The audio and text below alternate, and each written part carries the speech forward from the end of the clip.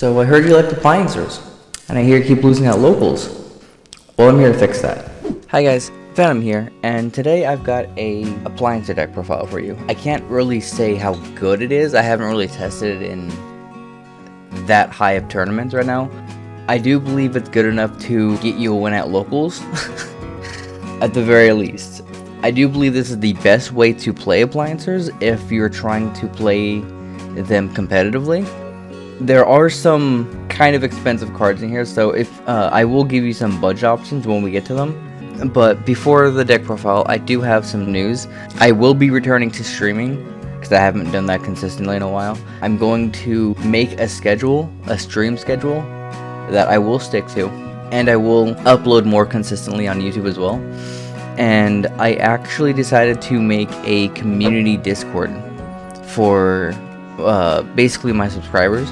It's a place for you guys to talk about what the current meta is, or like how to counter the meta. Just a nice place for everyone to just talk. And I am going to be setting up like virtual tables in my Discord to allow you guys to play remote if you guys want to do some remote duels, or if you guys just want to chill and talk about, I don't know, Master Duel and I don't know how bad the events are. But on my Discord, we'll have my schedule for my YouTube and my stream on there, and we will also be running events. We have a little events tab on there, so any new events that I decide to run will be updated on there, and the time, date, and all that good stuff. I don't know if there will be prizing. I can't guarantee prizing. But if I can offer up a prize, I will do what I can. But with that out of the way, let's get into the deck profile. There are, like I said, cards in here that are kind of expensive. So I will be providing some budget options here, especially if you want to play a more pure build of Appliancers. But to start off, like, obviously you got to play the 3 socket troll. You have to play 3 of all the main deck Appliancers. So we got 3 copy bungle right here. Copy Buckle, and then 3 of the Breaker Bungle. Move these up a bit. 3 of the Breaker Bungle. You have to play all 9, because you have to see at least one of your at least for this deck, you have to see at least one of your Appliancers to start your combos, or at least to make any play at all, because you want to go into your links as much as possible. Having a good chance of seeing your Appliancers is the best thing. Now for the extenders, what I'm doing is I'm playing 3 Parallel Exceed. Now you don't have to play this. I'm just playing it because it pretty much makes full combo, so long as you can make this. If you can put 2 appliances on the board, which is why you want to see as many as you can basically make full combo if you have Parallel Exceed in hand, which is kind of just nuts. And we'll move into the supporting engine. This is the engine that I haven't seen anyone use, and I think it's because this card exists. Because you want to normal summon this, and then you want to special summon the Copy Buckle, or another one of itself, and you want to get its effect so we can spam the field. But I'm playing the Brave engine in here. So the 3 Water Enchantress and the Griffin Rider. I know it doesn't make sense because you want to normal summon your socket troll and get its effect off, but I have a way around that. I'll show you in the mini combo tutorial at the end, which, by the way, I will be providing a combo tutorial just to show you kind of what the deck is trying to accomplish. And the next engine we're going to show off is the DPE engine and Scythe, because you can do it. If you're playing a deck that can DPE Scythe lock your opponent, you better be playing DPE Scythe. Especially if you were trying to like win a, I don't know, your locals or really anything. We got the 1 code breaker, because the code breakers in this deck are actually kind of just nuts. And to round off the the monsters, we got 3 Ash Blossom here. The reason why Codebreakers are nuts is because they allow you to go into any Link 4 that requires at least 2 monsters. It's just ridiculous. And this is the only hand trap we're playing. The only hand trap. We're not playing anything else. We're playing 1 Imperm in the side, so you can change that if you want. But moving on to the spells, we got the 3 Electrical World, which is very important. So important that I'm actually running the Terraforming alongside it. Because I want to see, I basically just want to play 4 of this card. So if I play Terraforming and increase my chances of seeing Electrical World. Electrical World can search you anything that has Appliancer in the name, which includes their in-theme Monster Reborn, which I'm also playing 3 of. So I'm playing 3 Monster Reborn. I'm basically trying to play a Monster Reborn-esque type build with this to keep my monsters special summon. So I'm playing the 1 actual Monster Reborn.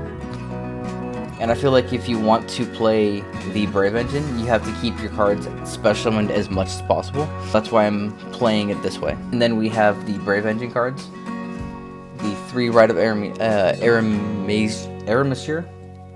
and the Dracoback with the Fateful Adventure. I know you don't have to play the Dracoback. The Dracoback just adds so much. It gives you a free discard off of Fateful that you can just re-equip to a token, and it gives you a bounce if your opponent has cards on the field. I just really like it. It's, in my opinion, the best way to play Appliancers right now.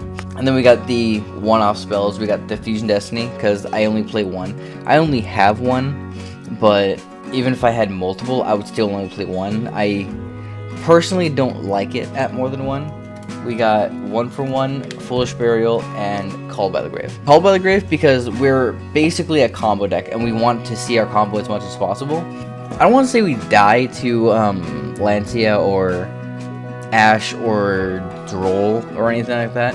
I think the only thing we really die to is a Shifter, and this can stop Shifter, so that's all well and good. The Foolish Burial is here basically just to send the Water Enchantress, so that way you have a way of getting to your Brave Engine. 1-for-1, just because all your Appliances are level 1, and Fuse Destiny just because you need it for Anaconda and the DPE.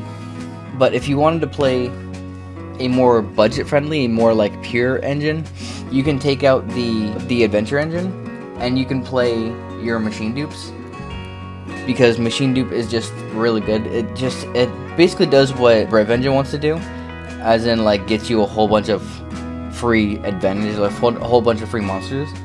And you can also play Gizmek, Arakami, the Hog. You can play the Pig, because if you have a monster that has the same attack and defense stat, you can special summon this for free, and it's just there. And all your Appliancers, your main deck monsters here, they all have either 0-0, 0-0, or 100-100. They're all the same stat for their attack and defense. So all of them, if you have any of these on the field, meet the requirement for this and allow you to play the game. It's just an extender for any deck that can play monsters that have the same attack as their defense. And I don't know if this counts as budget, but I'm pretty sure you can. You can play the PK engine, which is just this. It's literally just this. So the way it works is you just go into your Codebreaker combo, and since your Codebreaker 0 Day and your other Codebreakers, they're all dark, you can go into Rusty. Rusty can send the Silent Boots and set the Fogblade, then banish Silent Boots to add Fogblade, so you have 2 Fogblades on top of your board, which honestly isn't bad. If you wanted to play that, you can go right ahead and play that. If you think it would be a lot better at your locals, I recommend doing it. If your locals is just playing not like extra deck heavy, if they're playing more just like monster effect heavy and you need to stop those monster effects, then go for it. By all means, do it. But on to the extra deck now. What we're playing for the Appliancers are 2 of the Octopus, Celtopus.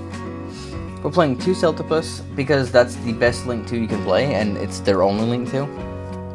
the best Link 1 in the deck. Some people say the best Link 1 is the Laundry Dragon, which I am playing one of. But no, the best one is by far Kappa Scale, because Kappa Scale is a Monster Reborn. Like I said, this whole deck is based around being a Monster Reborn deck. So being able to link off into essentially a Monster Reborn is just really good. And then the new card, we are playing the Propel Lion, just because it's an out for Dragoon in case your locals has a Dragoon, or if you're just playing against that random deck that has a Dragoon that already uses a negate. Lion can just make its attack 0 and run over it. Like, it's just pretty good. I like it for being an out to Dragoon. Laundry Dragon, I guess, also is technically an out to Dragoon because it can banish it without targeting. And Kappa Scale is a Monster Reborn. So, these are the only appliances we're playing in the extra deck. Just 5 of them. I know, an appliancer deck that's only playing 5 appliances. What have I done? They were playing the Anaconda here. We're playing IP because IP can go into some stupid shenanigans like Unicorn or Appaloosa on your opponent's turn. We're playing the Dagda for the Scythe. You don't have to play the Dagda. Actually, you don't have to play any of these. These are all optional for you to play. You can fill these with more appliancer cards if you want. I just chose to play these because I feel like these are the best things to play. And moving on to the Codebreaker stuff, we're playing the 1 Codebreaker Virus Swordsman and 1 Virus Breaker. And as I said before, they're both dark. They're all dark, so when you summon Virus Swordsman and you go into Virus Breaker, and Virus Breaker summons back Swordsman and 0 Day, you can take 0 Day and Swordsman and go into your Rusty Bardiche, which will allow you to go into the PK stuff, so you can just send, set, and then banish and add, and then you have 2 Fog Blades off of basically summoning 2 monsters originally.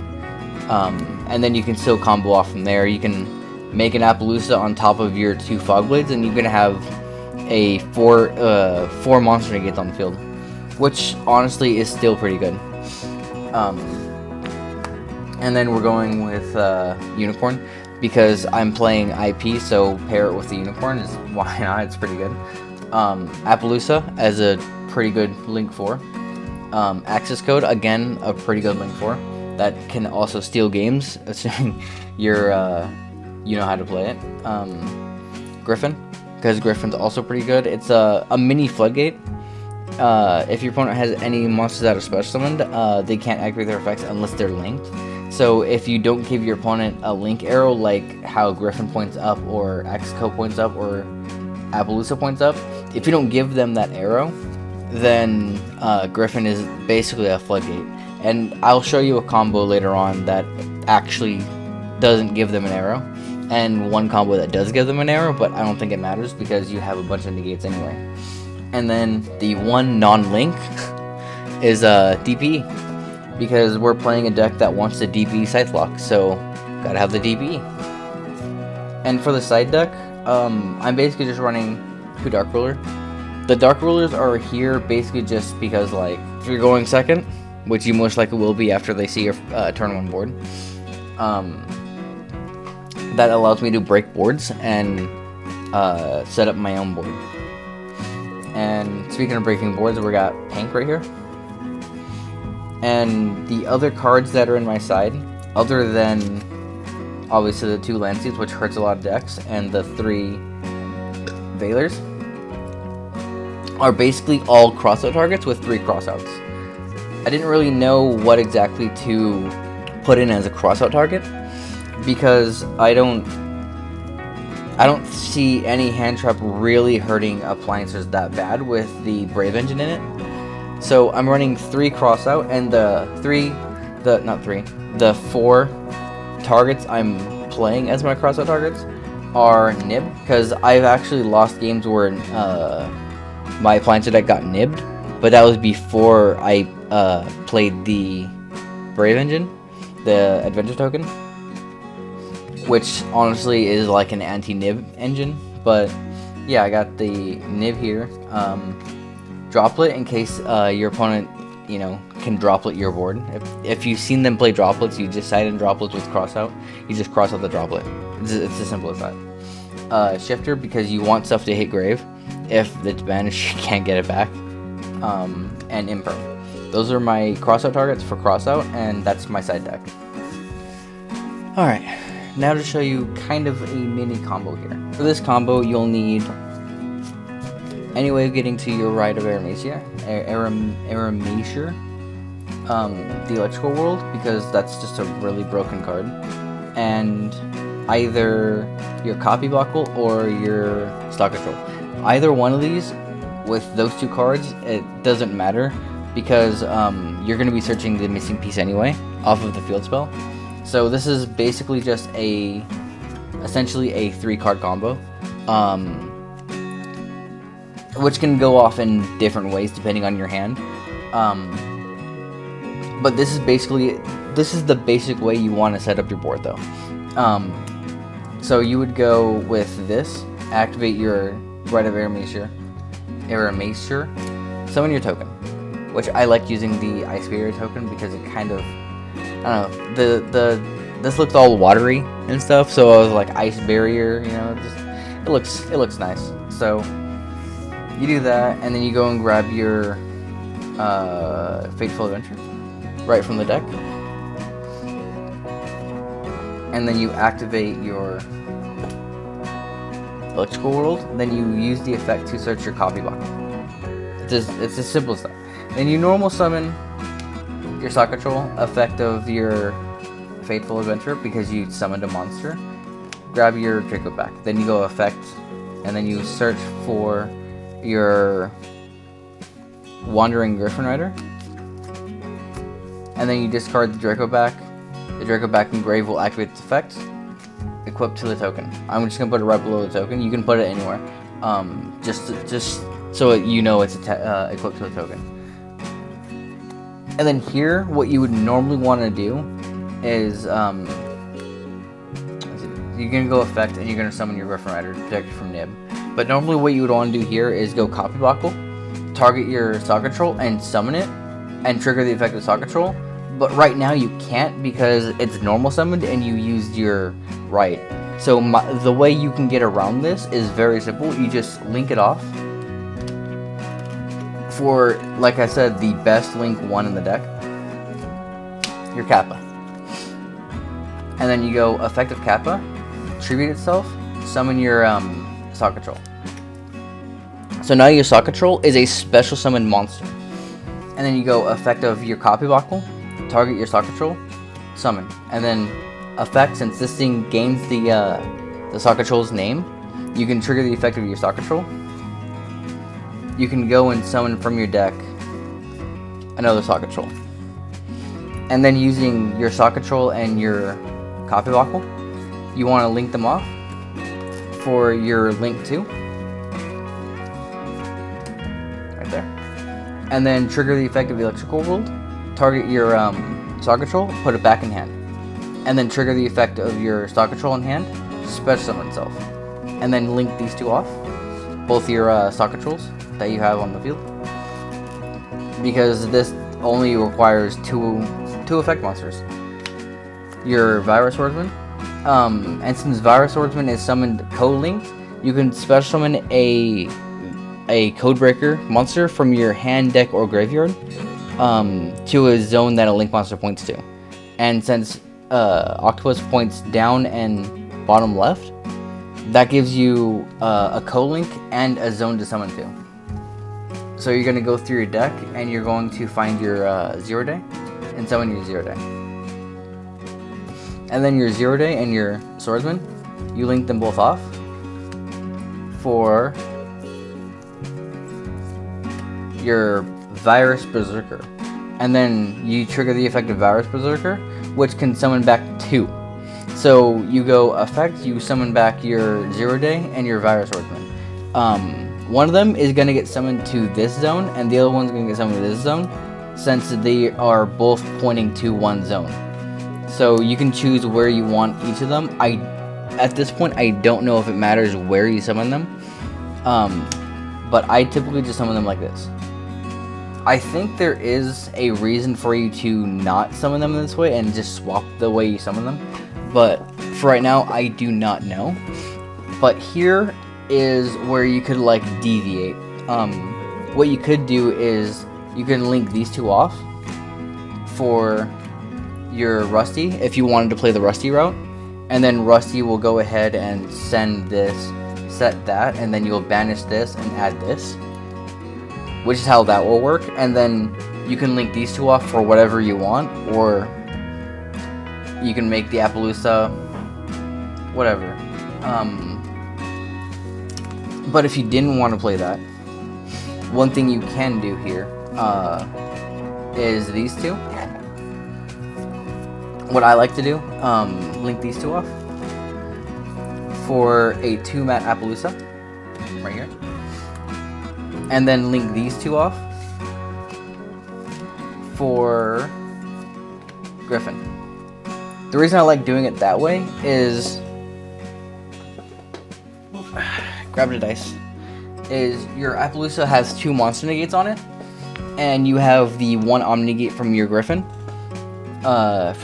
Rider, and you have the mini floodgate from Griffin. Now this combo, what it does is it does give your opponent 1 arrow, because Appaloosa points straight up, so they will have 1 free special summon, like 1 free effect of a special one monster right there if they summon it to that zone. But if they don't read your Nightmare Griffin and they don't realize that there's a zone there, they might not use it. But that's one route you can go. If you don't want to do it that way, which is fine, you don't have to.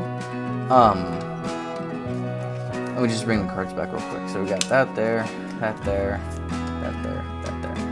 Another thing you can do is you can link these two off as 2 effect monsters, go into your Anaconda, and then you can link these two off here for Griffin, and then you can go effect, then you can send your Fusion Destiny with your materials to the grave, and you can summon your DBE in a zone that Griffin points to.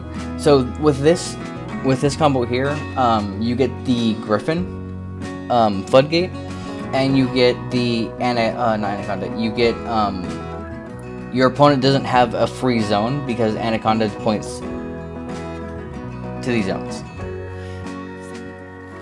And since your Nightmare Griffin is pointing to DPE and your Wandering Griffin Rider, then you can activate both their effects. If that makes sense. But there is one more route you can go. Before you summon your DP, instead of summoning this, what you can do is go into Dagda here. Now this combo does make sure you don't actually get the Griffin, but when you activate the Anaconda to send the Fusion Destiny and send the materials and whatnot, you can chain your Dagda, and you can set your Scythe from your deck to your field, and then resolve some of your DBE, and then now you have basically the same board. You have a Scythe lock with DBE, and you have a Griffin Rider to protect your Scythe lock. So you decide what you want to do with your turn, but that is the main way you want to get to your combo. And it's basically a 3-card combo that can either just lock your opponent out of the extra deck, or can, lock your opponent out of effects of special monsters, or you can get a couple of monster negates, you can get more monster negates, or you can just try to end the game immediately. It's really up to you.